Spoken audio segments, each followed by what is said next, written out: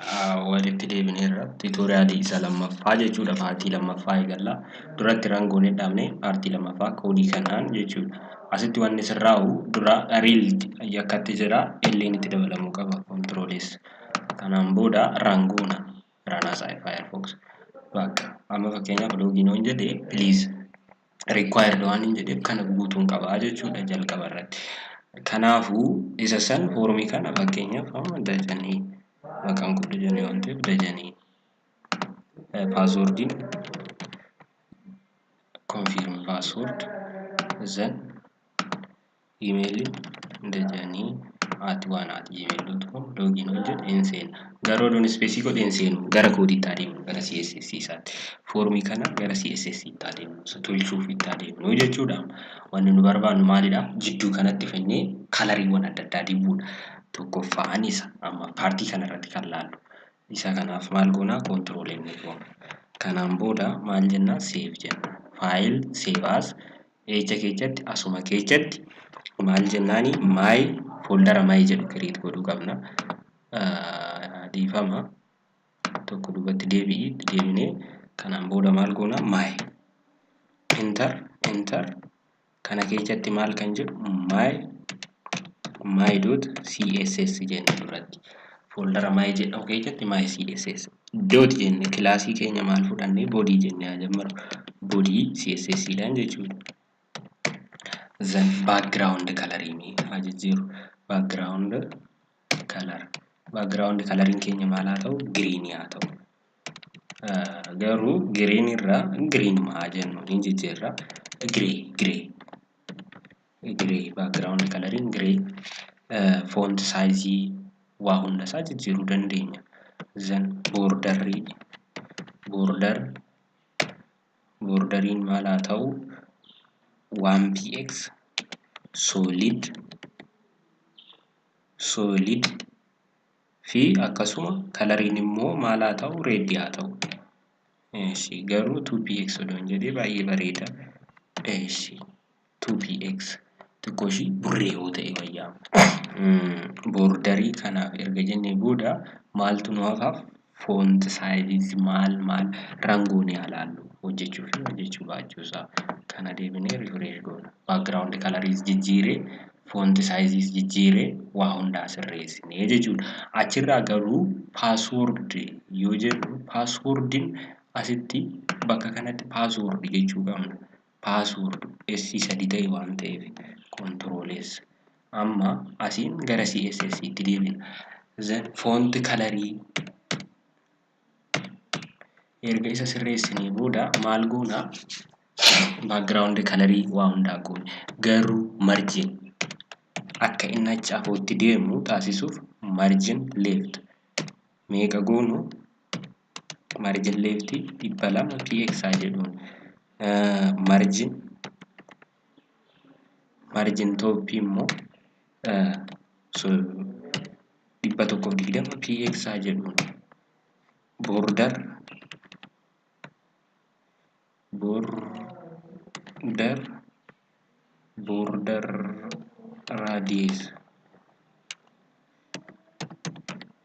radius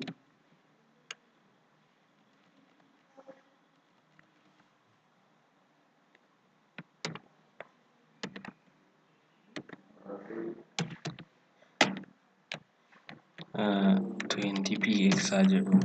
Amma immoo hojjechuuf gisee baay'een hojjetu garuu bakka border radius wantoonni sun hin hojjetan garuu borderiin 2px solid red amma borderiin asirratti hojjechaa hin jiru. Maal jechuu qabna?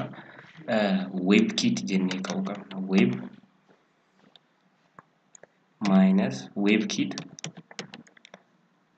minus border mouse minus border yoo jennee hin hojjetama.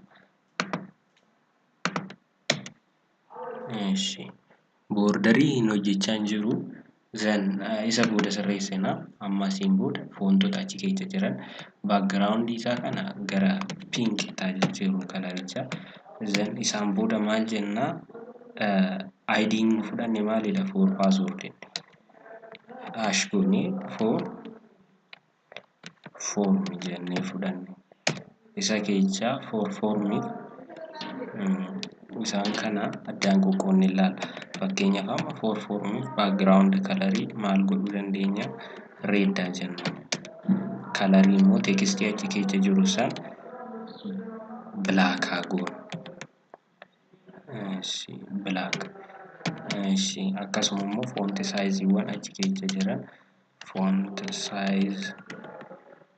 size isa 20px haa goonu. Font family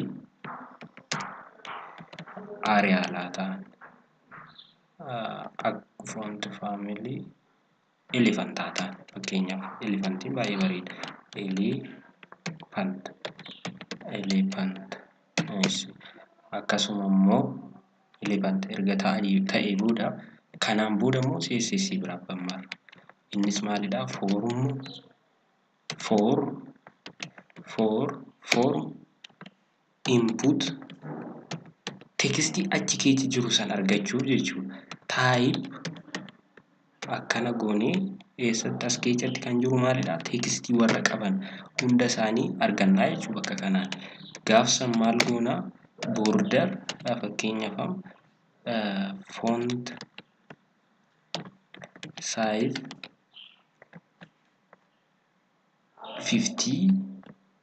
50px font family monospace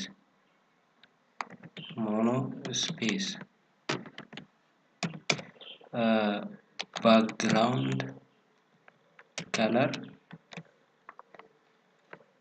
green color textive jechuudha red. Save. Amma border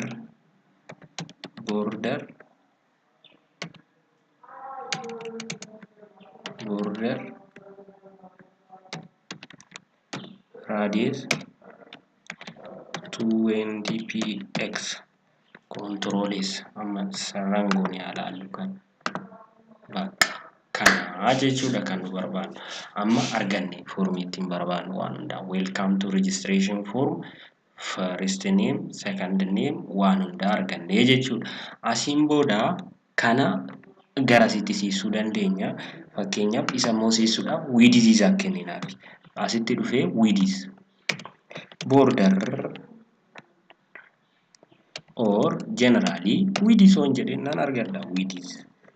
Width on jedheen meeqa on kenne 340px on kenne directly irra naa ejjeta 340px laalla ishee bakka 340px xiqqishuma ishiin dabala ammallee 340 irraa 440 toon dabalee xiqqoo ishee walitti sibsib jette waan ta'eef walitti dadachaate waan ta'eef bakka foormii kana seentariitti buusuudha kaayyoon koo inni dhimma lammataa immoo isa kana fuudhee gara seentariitti dabarsuudha. Isa saniif maaliin jedha leeftii kanattiin 150 ni da'a 300 meeqa on taasise dura 200 350 on taasise seeraan naaf hojjeta. Bakka barbaadu naa ga'ee jechuudha. Bakka kanaan booda welcome to registration page form kan jedhu kana H1 jettaan asitti dhuftee H1 jettee generally body keessatti amma H1 jedhee oduun kaaraakterii H1 kennee fi fakkeenyaaf amma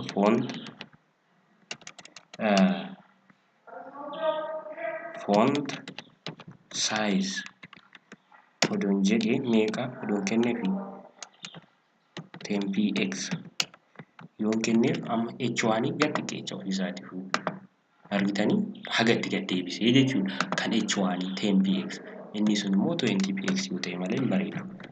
Then 20px bakka 20px yoo ta'e akkatti bareedaa jechuudha. Foormii kana arganne amma isa kanaaf ta'e kan paaswoordii fi iimeeliiti amma kan nuuf. Kanaan booda maal goona asitti finnee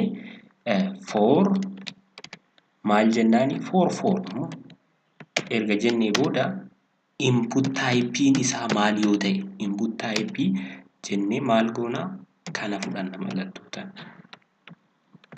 Kuni input type kana fudhannee tanas keessa galchina. Then maal jennaani